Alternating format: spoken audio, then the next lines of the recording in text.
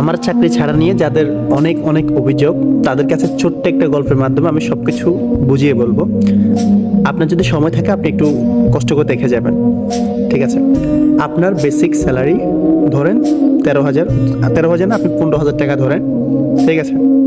আপনাকে মাসে 3 মাস পর পর ছুটিতে দেশে আসতে হবে বা আপনি গ্রামে যাবেন, ঠিক আছে? তো এর ভিতর আপনার মাসিক খরচ হচ্ছে 8 থেকে 10,000 টাকা নর্মালি একটা ফ্যামিলিতে খরচ হয়ে যায়। তো আপনি মাসে মাসে টাকাটা 8 থেকে 10,000 টাকা ওখানে পাঠাইলেন, 5,000 টাকা করে আপনি সেভ করলেন আপনার নিজের জন্য।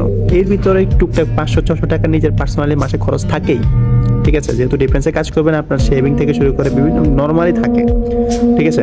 আচ্ছা, যখন আপনি গ্রামে আসবেন, আপনি তো সরকারি চাকরি করেন, ডিফেন্সে কাজ করেন, তো আপনি কি চাইলে কি খালি হাতে দেশে যেতে পারবেন?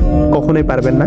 এবং কি আপনার হচ্ছে আপনার যদি কাজ করেন, দেখা যায় আপনার বাসা মনে করেন যে চট্টগ্রাম, কিন্তু আপনাকে ফেলবে ঢাকাতে বা উত্তরবঙ্গের দিকে, লং ডিস্টেন্সের জায়গা থাকবে, ইউনিটে আপনার অনেক লং ডিস্টেন্স থাকবে। তো সেক্ষেত্রে অবশ্যই আপনার গাড়ি ভাড়া 2-3 হাজার টাকা গাড়ি ভাড়া এমনিতে আসতে আপনার খরচ হবে, ঠিক আছে? তো মাসে আপনার 10,000 টাকা এমনিতে শেষ 3 মাস করে 30,000 ওখানে দিয়ে দিচ্ছেন, 5,000 টাকা সেভিংস করছেন, আছে 15,000 টাকা।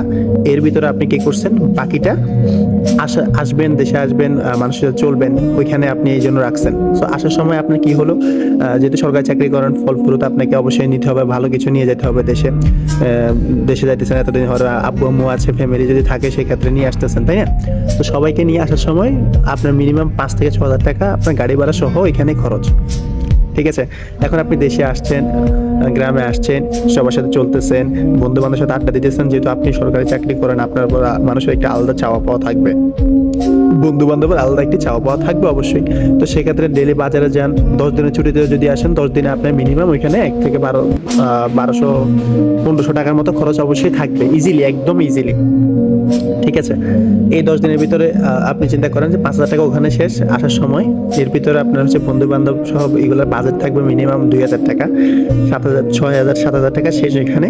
বাকি হচ্ছে আপনার বাকি 7,000 টাকা, 8,000 টাকার মতো আছে।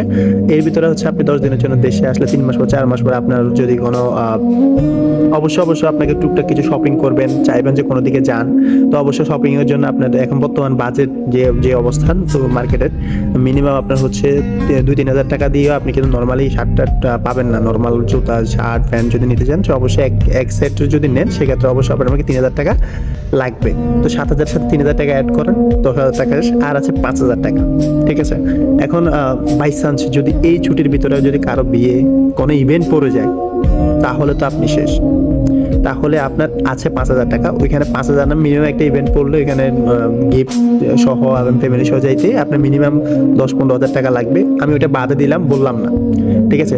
এবং প্রত্যেকটা ফ্যামিলিতে এমন টুকটাক কিছু পরিবার থাকে যাদের ছুটে যাওয়ার পরে তাদের বাসা না গেলে হয় না, যেমন ওই বোন, যে কোনো রিলেটিভ হইতে পারে, যাদের ছুটে গেলে ওদের বাসায় একবার ঘুরে আসা দরকার বা দেখে আসা দরকার। ওইরকম বাসাগুলোতে যদি আপনি যান, আপনি যেহেতু গভর্নমেন্ট জব করেন, সেক্ষেত্রে অবশ্যই আপনাকে ওদের বাসায় যাওয়ার সময় ফল ফ্রুট ভালো কিছু নিয়ে যাইতে হবে। তো ওইখানে আপনার মিনিমাম 4-5 হাজার টাকা মাসে ওই 2-4 দিনে খরচ, ওই ফ্যামিলি রিলেটিভের বাড়িতে যাওয়ার সময় আসার সময় ওইখানে খরচ হয়ে যাবে। আপনার কিন্তু টোটালি আর কোনো সেভিংস নাই। তো এর ভিতরে আপনাকে আবার রিটার্ন করা লাগবে, আপনার হচ্ছে ইউনিটে আপনাকে ছুটি কাটানোর পর আপনাকে আবার ওইখানে যেতে হবে। সেক্ষেত্রে কি করবেন?